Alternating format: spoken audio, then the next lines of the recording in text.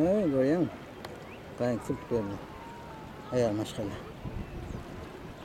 Ne diyor öyle? Benim şuna bindim.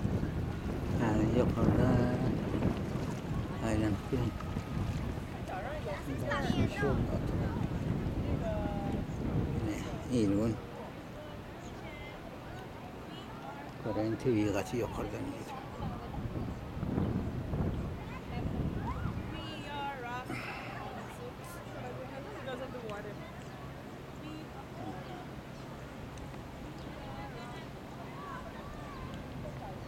Yavaşlayarak gidiyor.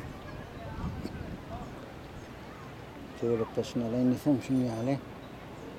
Sayılar bağı vakçı. Öyle giden park bulansan. Yine yelvenle gezdiyor. Gezilince çıkıyor. Oh my god, 20%. Oh no, Yeah, how do you get on this? Is it like up there? yeah, yeah. It's inside the river. Inside, across the river.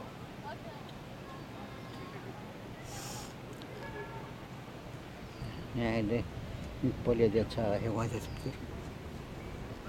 Azraptan militariye havadaydım. Ama gitti. Niştaydan sonra aylanan yeri.